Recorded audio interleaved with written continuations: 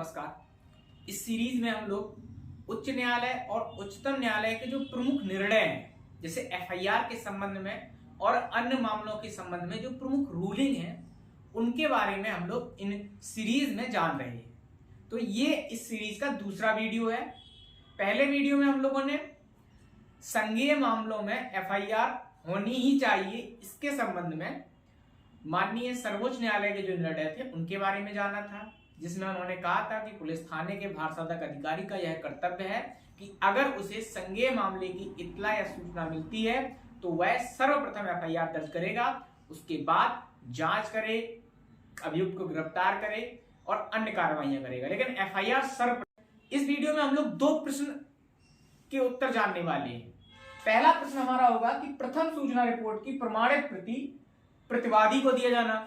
उसमें तो हम लोगों ने जान लिया था कि अगर कोई एफआईआर करने जाएगा तो उसको एक प्रमाणित प्रति दी जाएगी, लेकिन जो प्रतिवादी है, जो अभियुक्त है उस मामले का, जिसके ऊपर घटना को करने का आरोप लगाया गया है, उसको भी तो अधिकार है, उसके भी तो अपने कुछ अधिकार हैं। तो उन्हीं के अधिकारों के संबंध में कि उसको भी उस घटना के संबंध में, जो जिस घटना में उसे अभियुक्त बनाया गया है, उसकी एक प्रमाणित प्रति उस प्रथम सूचना रिपोर्ट की दी जाए। इसके संबंध में कौन सा केस है और उसमें क्या डिसाइड किया गया था, क्योंकि इन्हीं रूलिंग के माध्यम से ही आप, अगर आपको प्रमाणित प्रति नहीं दी जाती है, इन्हीं रूलिंग के माध्यम से ही आप पुलिस के पास जाएंगे, वहां से लेंगे, और थाने के अगर कोर्ट के माध्यम से भी लेंगे तब भी आपको ये रूलिंग देनी पड़ेगी वहां पे।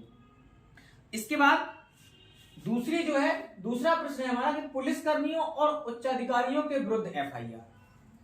अभी तो हम लोग समझ रहे थे कि किसी अन्य व्यक्ति ने एफआईआर के विरुद्ध एफआईआर की गई है, तब तो ठीक है, तब तक तो पुलिस लिखती नहीं है। अब आप जब पुलिस के ही खिलाफ एफआईआर लिखवाने पुलिस थाने में जाएंगे तो क्या वहां लिखी जाएगी? और वो भी छोटे पुलिसकर्मी के, जिसे सिपाही कहते हैं, कांस्टेबल कहते हैं, या फिर उच्चतर अधिकारियों के खिलाफ, किसी भी पुलिस के वरिष्ठ अधिकारियों के खिलाफ, उच्च अधिकारियों के खिलाफ भी आप एफआईआर दर्ज कर सकते हैं। और उसके संबंध में भी माननीय उच्च न्यायालय और सर्वोच्च न्यायालय ने डायरेक्शन दिए हैं थाना के प्रमुख को, जिसे थाना प्रभारी कहते हैं, उसको डायरेक्शन देते हुए कहा है कि आपको एफआईआर दर्ज करनी ही पड़ेगी। तो वो कौन कौन से दो मामले, इनको हम लोग इन दो प्रश्नों के माध्यम से जानेंगे। तो चलिए स्टार्ट करते हैं। सबसे पहले हमारा पहला प्रश्न है कि प्रथम सूचना रिपोर्ट की प्रमाणित प्रति प्रतिवादी को दिया जाना। इसके संबंध में सबसे प्रमुख मामला है वो है जयंती भाई लालू भाई पटेल बनाम स्टेट ऑफ गुजरात 1992। जयंती भाई लालू भाई पटेल बनाम स्टेट ऑफ गुजरात, ये गुजरात का मामला है। और इसमें सर्वोच्च न्यायालय ने कहा, क्या कहा माननीय सर्वोच्च न्यायालय ने इसमें, कि प्रथम सूचना रिपोर्ट एक लोक दस्तावेज है। प्रथम सूचना रिपोर्ट क्या है? एक लोक दस्तावेज है। अभियुक्त को प्रथम सूचना रिपोर्ट की सत्यापित प्रति देने से इनकार करना न्यायिक प्राकृतिक न्याय का उल्लंघन होगा। सुप्रीम कोर्ट ने सबसे पहले कहा कि प्रथम सूचना रिपोर्ट है वो क्या है? एक लोक दस्तावेज है, पब्लिक डॉक्यूमेंट है, जिसे भारतीय साक्ष्य अधिनियम में बताया गया है कि प्राइवेट डॉक्यूमेंट क्या होते हैं और पब्लिक डॉक्यूमेंट या लोक दस्तावेज क्या होते हैं। तो उसी के अंतर्गत प्रथम सूचना रिपोर्ट जो है वो आपकी क्या है? लोक दस्तावेज। और दूसरा, अभियुक्त को प्रथम सूचना रिपोर्ट की सत्यापित प्रति देने से इनकार करना, जो नेचुरल जस्टिस है, प्राकृतिक न्याय के विरुद्ध है। इसके बाद तीसरे बिंदु के अंतर्गत कहा गया कि अभियुक्त प्रथम सूचना रिपोर्ट की सत्यापित प्रति पाने का हकदार है। उसको, यानी कि अभियुक्त को पुलिस अधिकारी सत्यापित, यानी कि प्रमाणित थाने से कि हाँ हमने ही जारी की है, थाने के जिस थाने ने जारी की है उसके द्वारा सत्यापित एक कॉपी एफआईआर की अभियुक्त को देनी ही पड़ेगी, वो उसका हकदार है। ये किसने कहा? ये कहा है माननीय सर्वोच्च न्यायालय ने। और सर्वोच्च न्यायालय की बात ना मानना कंटेम्प्ट ऑफ कोर्ट माना जाएगा। और कोई भी थाना अगर वो इंडिया का है तो सर्वोच्च न्यायालय की बात मानने से इनकार नहीं कर सकता। इसके बाद चौथा इसी में भी है ये तो आप सभी लोगों को हम पिछले वीडियो में बता चुके हैं कि प्रथम सूचना रिपोर्ट की एक प्रति पाने का हकदार कौन होता है? वादी, जो जिसके साथ घटना घटती है, जो इसमें जो है मजरूब होता है, ठीक है, उसको भी दी जाती है। ये तो हमारा हो गया पहला प्रश्न कि प्रथम सूचना रिपोर्ट की प्रमाणित प्रति अभियुक्त को दिया जाना लाजमी है और देना ही पड़ेगा। जयंती भाई लालू भाई पटेल बनाम स्टेट ऑफ गुजरात 1992। इसके बाद हमारा अगला प्रश्न आता है कि पुलिसकर्मी और उच्चाधिकारियों के विरुद्ध एफआईआर कैसे की जाए, और इसके संबंध में माननीय सर्वोच्च न्यायालय की रूलिंग क्या है। सर्वोच्च न्यायालय ने किस मामले में कहा कि पुलिस अधिकारियों को अपने उच्चाधिकारी और पुलिसकर्मियों के खिलाफ प्रथम सूचना रिपोर्ट दर्ज करनी ही पड़ेगी। अगर वो नहीं करते हैं तो सर्वोच्च न्यायालय या उच्च न्यायालय का के आदेश का उल्लंघन माना जाएगा और कंटेम्प्ट ऑफ कोर्ट माना जाएगा, ठीक है। या फिर आप 156(3) के अंतर्गत, सीआरपीसी की धारा 156(3) के अंतर्गत माननीय न्यायालय के द्वारा एफआईआर दर्ज करवाना चाहते हैं, तब भी आपको ये रूलिंग लगानी पड़ेगी कि इसमें कहा गया है कि पुलिस थाने के वारसागत अधिकारी को एफआईआर दर्ज करनी चाहिए थी, लेकिन उसने नहीं की, इस रूलिंग का उल्लंघन किया है। तो इसमें सबसे प्रमुख मामला है वो है ए नल्लासिवन बनाम स्टेट ऑफ तमिलनाडु एवं अन्य 1992। ये भी 1992 का ही मामला है।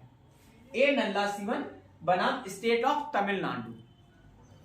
इसमें माननीय हाई कोर्ट या उच्च न्यायालय ने, किसने? मद्रास उच्च न्यायालय ने व्यवस्था की, क्या व्यवस्था की कि यदि पुलिस अधिकारी, जिसमें वरिष्ठ पुलिस अधिकारी भी शामिल है, के विरुद्ध प्रथम सूचना रिपोर्ट दी जाती है तो थाना प्रभारी की यह ड्यूटी है कि वह प्रथम सूचना रिपोर्ट दर्ज करे।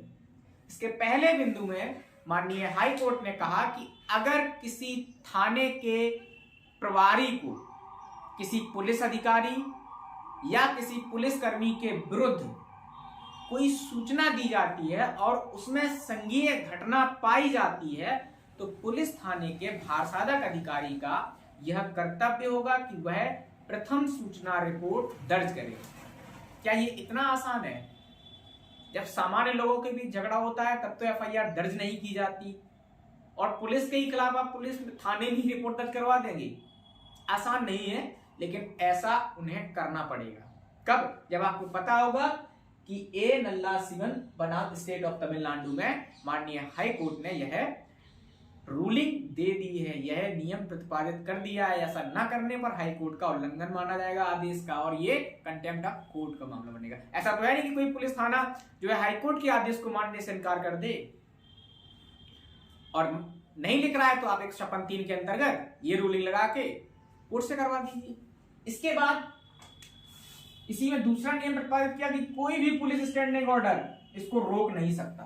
कोई भी पुलिस स्टैंडिंग, अगर किसी पुलिसकर्मी ने या पुलिस के वरिष्ठ अधिकारी ने कोई असंज्ञेय घटना आपके साथ कारित की है, तो कोई भी, चाहे एसपी, डीएसपी, एसएसपी, कमिश्नर, कोई भी पुलिस अधिकारी हो, डीजीपी, उसका ऑर्डर उस एफआईआर को करने से नहीं रोक सकता। इसके बाद तीसरा, यदि पुलिस अधिकारी सीआरपीसी की धारा 161 की उपधारा 1, ठीक है, के प्रावधानों के प्रतिकूल कार्य करे तो तुरंत चिन्हित कर दंड दिया जाना चाहिए, क्योंकि पुलिसकर्मी स्वयं कोई विधि नहीं जो केवल दूसरों से विधि पालन की अपेक्षा करे, ठीक है। तीसरा बिंदु कहता है कि यदि कोई पुलिस अधिकारी सीआरपीसी की धारा 161 की उपधारा 1 के अनुसार उस उपधारा के प्रतिकूल कोई कार्य करता है, जैसा कि अब हम लोग यहां पे सीआरपीसी की धारा 161 को भी जानेंगे और उसकी उपधारा 1 में क्या है वो भी जानेंगे। तो अगर कोई पुलिस अधिकारी सीआरपीसी की धारा 161 की उपधारा 1 के प्रतिकूल, मतलब जैसा कि उसमें बताया गया है कि उसे क्या करना चाहिए, उसके उल्टे कोई काम करता है, उसके उलट कोई काम करता है, तो तुरंत उसे चिन्हित किया जाए कि यह पुलिस अधिकारी है और उसको दंड दिया जाना अति आवश्यक है, क्योंकि पुलिसकर्मी स्वयं में कोई विधि नहीं है जो दूसरों से अपेक्षा करते रहे कि आप विधि का पालन करिए, हम नहीं करेंगे, ये स्पष्ट कह दिया है। और क्योंकि अन्वेषण अधिकारी को पुलिस में जो भी अन्वेषण अधिकारी बनाए जाते हैं, आईओ जिन्हें बोलते हैं, इन्वेस्टिगेशन ऑफिसर बोलते हैं, उन्हें बहुत ज्यादा पावर दी गई है। किसी भी असंज्ञेय घटना के संबंध में उनको पावर है कि वो किसी भी व्यक्ति से उस घटना के संबंध में पूछताछ कर सकते हैं। तो यही है धारा 161 सीआरपीसी। क्या है धारा 161 सीआरपीसी? है कि पुलिस द्वारा साक्ष्यों की परीक्षा, पुलिस जो है किसी संज्ञेय मामले की जब जांच करती है, जब आईओ नियुक्त हो जाता है इन्वेस्टिगेशन ऑफिसर, वो घटना की जांच करता है, तो उसी के बारे में साक्ष्यों से जो परीक्षा करता है, उनके जो बयान है वो जीडी पर दर्ज करता है। तो उसी के अंतर्गत पुलिस अधिकारियों पुलिस द्वारा साक्ष्यों की परीक्षा को धारा 161 में बताया गया है। और 161 की धारा 1 में, धारा 161 की धारा 1 में पुलिस अन्वेषण अधिकारी मामले से संबंधित किसी भी व्यक्ति से मौखिक परीक्षा कर सकता है। यही जो है धारा 161 ए में बताया गया है। सीआरपीसी की धारा 161 क्लियर कहती है कि पुलिस अधिकारी को परीक्षा के संबंध में, और दूसरा 161 मतलब धारा 161 की उपधारा 1 कहती है कि जब भी पुलिस अधिकारी या आईओ किसी मामले के संबंध में जांच पड़ताल करता है, तो वो किसी भी व्यक्ति से उस घटना के संबंध में मौखिक परीक्षा कर सकता है। और इसी के संबंध में कहा है कि अगर वो किसी व्यक्ति के साथ गलत कार्य करता है तो उसको तुरंत चिन्हित करके दंड दिया जाना अति आवश्यक है। ये हैं दोनों प्रश्नों के उत्तर और इनसे संबंधित प्रमुख केस। ये केस मद्रास हाई कोर्ट का है और ये केस माननीय सर्वोच्च न्यायालय का है। इसके बाद हम लोग अगले पार्ट में मिलते हैं एफआईआर के संबंध में और क्या क्या माननीय सर्वोच्च न्यायालय के निर्णय हैं। तब तक के लिए अपना ख्याल रखें। धन्यवाद। जय हिंद।